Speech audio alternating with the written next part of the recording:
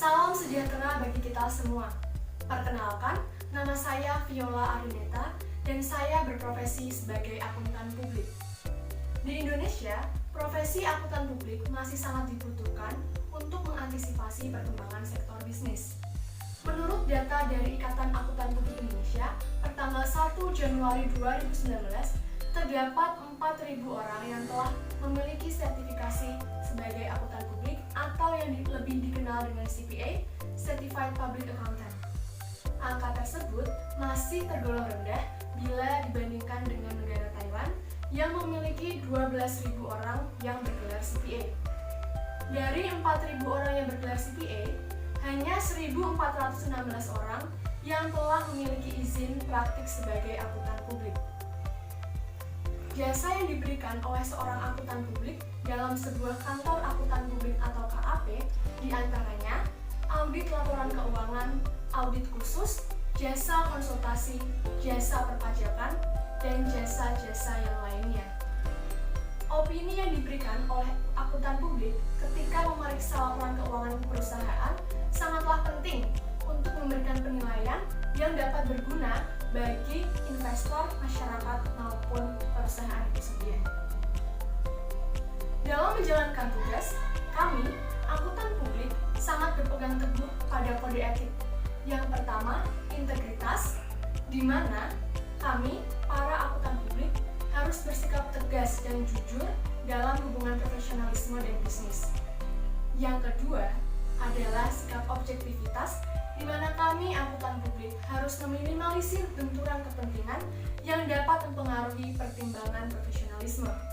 Yang ketiga adalah kompetensi dan juga sikap cermat kehati-hatian, di mana kami, para akuntan publik, harus memiliki kompetensi yang tinggi dan juga menyesuaikan diri dengan peraturan-peraturan yang ada untuk dapat bekerja dan memberikan hasil yang maksimal bagi perusahaan. Yang ketiga adalah sikap kerahasiaan. Dalam hal ini, kami akuntan publik harus merahasiakan seperti contohnya data-data dari klien. Dan yang terakhir adalah perilaku profesionalisme, di mana kami akuntan publik harus mentaati peraturan perundang-undangan dan mendapatkan kepercayaan dari publik. Berpegang teguh kepada kode etik sangatlah penting untuk kelancaran karir kami sebagai akuntan publik. Tak jarang, akuntan publik yang mendapatkan sanksi salah satunya adalah pembekuan izin praktik akibat tersandung kasus-kasus dengan perusahaan besar. Contohnya adalah akuntan publik yang memberikan opini wajar tanpa pengecualian kepada laporan keuangan tahun 2018 PT Garuda Indonesia. Pihak pemegang saham merasa ada yang janggal karena pada tahun 2017 perusahaan membukukan kerugian, namun pada tahun 2018 perusahaan berhasil membukukan laba yang sangat tinggi. Setelah dilakukan pemeriksaan, ternyata terdapat aktivitas pengakuan pendapatan piutang yang tidak sesuai dengan PSAK karena penyelesaian pembayarannya tidak dapat diukur secara handal. Dalam kasus ini, akuntan publik dianggap belum dapat menilai substansi transaksi untuk perlakuan akuntansi, pengakuan pendapatan piutang, dan pendapatan lain-lain. Akuntan publik juga dinilai belum dapat mengumpulkan cukup bukti audit untuk menilai perlakuan akuntansi terhadap transaksi atau substansi transaksi perjanjian. Kasus lainnya adalah akuntan publik yang memberikan opini wajar tanpa pengecualian kepada laporan tahunan 2017 PT Pilar Sejahtera. Setelah diadakan pemeriksaan ulang akibat pemegang saham menolak laporan tahunan 2017, terdapat penggelembungan pada akun piutang, persediaan penjualan, dan juga EBITDA senilai lebih dari 4 triliun. Kasus lain yang cukup memprihatinkan adalah salah satu KAP yang diminta oleh kliennya untuk melakukan penyuapan kepada pejabat pajak DKI Jakarta agar dapat meminimalkan kewajiban perpajakan dari perusahaan terkait. Skandal-skandal kasus di atas membuat kami, para akuntan publik, perlu mengasah lagi, perlu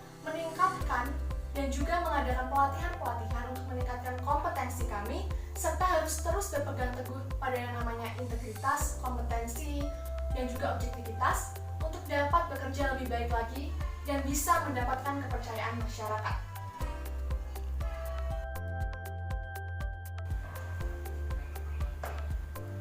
Kami sebagai akuntan publik dituntut untuk selalu mengambil keputusan yang praktis dan etis. Adanya fokus mengenai pengambilan keputusan praktis dan etis dilatar belakangi oleh skandal-skandal yang memicu kemarahan publik dan menurunkan tingkat kepercayaan publik. Contohnya adalah skandal dari Enron dan juga Arthur Andersen serta WorldCom.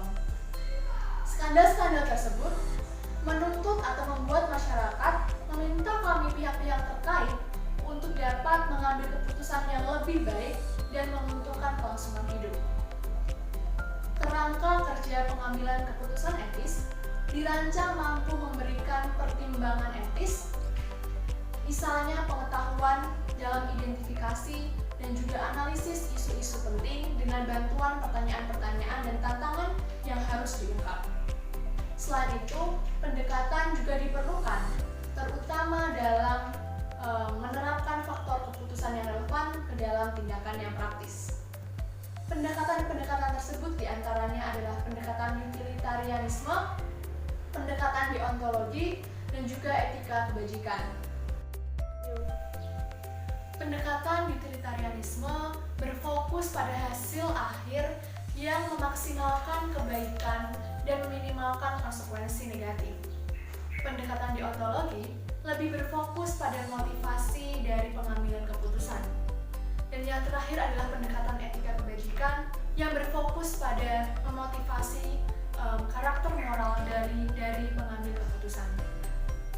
Namun pendekatan etika kebajikan sangatlah terinterpretasi sensitif dan penafsiran dari apa yang benar dipengaruhi oleh ego pribadi. Tes awal etikalitas dapat dibantu dengan metode sniff test atau aturan praktis umum. Dengan metode sniff test, pengambil keputusan dibantu dengan menjawab pertanyaan-pertanyaan untuk dapat mengambil keputusan yang etis. Pertanyaan tersebut diantaranya yang pertama adalah, apakah pengambil keputusan siap apabila keputusan yang diambil muncul di halaman surat kabar? Misalnya adalah mengambil keputusan untuk memberikan opini tidak wajar kepada perusahaan akibat adanya window dressing dan menolak ajakan kerjasama dari manajemen untuk menutupi hal tersebut. Pengambil keputusan harus siap apabila kemudian opini yang diberikan mencuat dan juga menjadi highlight dalam surat kabar. Menjawab pertanyaan yang kedua, yaitu apakah pengambil keputusan merasa bangga dengan keputusan yang diambil ataukah tidak merasa bangga. Yang ketiga adalah apakah orang tua bangga dengan keputusan yang diambil untuk berani mengungkapkan kebenaran daripada mengambil keuntungan pribadi dari tawaran manajemen. Yang ketiga adalah apakah keputusan tersebut sesuai dengan kode etik perusahaan. Dan yang terakhir adalah apakah pengambil keputusan merasa bahwa keputusan yang diambil itu adalah keputusan yang benar. Dari pertanyaan-pertanyaan tersebut, pengambil keputusan dapat menyimpulkan apakah keputusan yang diambil merupakan keputusan yang praktis dan etis atau tidak. Kemudian, mengambil keputusan dengan bantuan metode aturan praktis, di mana ada beberapa hal. Yang pertama ada yang namanya golden rule, di mana pengambil keputusan mengambil keputusan yang dapat memperlakukan kepentingan umum seperti layaknya dia yang diperlakukan.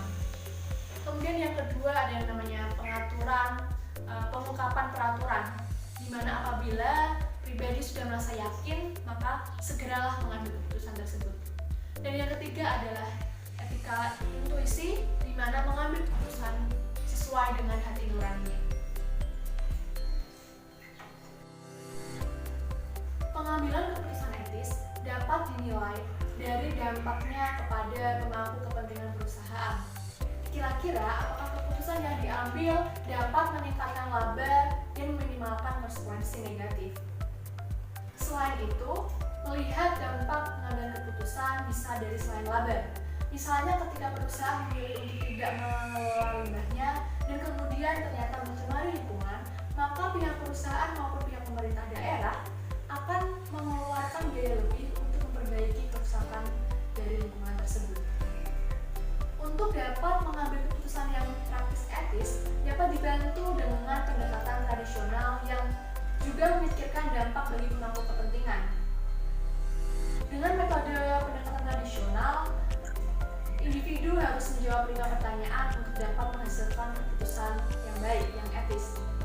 Yang pertama adalah pertanyaan, apakah keputusan yang diambil menguntungkan pemegang saham atau tidak? Yang kedua, keputusan yang diambil sah di mata hukum atau tidak? Yang ketiga, keputusan yang diambil benar atau tidak? Dan yang keempat, keputusan yang diambil adalah keputusan yang adil bagi banyak orang atau kepentingan pihak banyak atau tidak.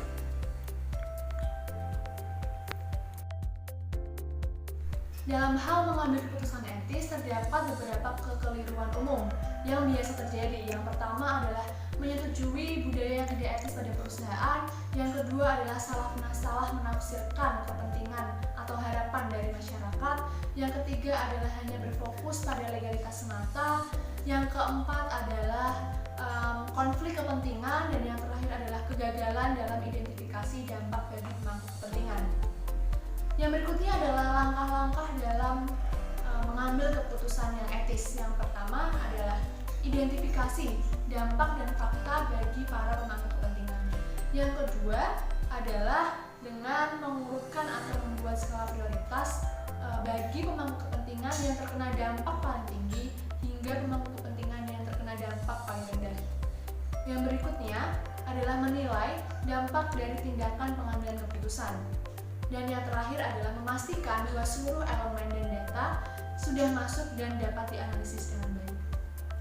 Demikian penjelasan saya terkait dengan profesi akuntan publik. Sampai bertemu di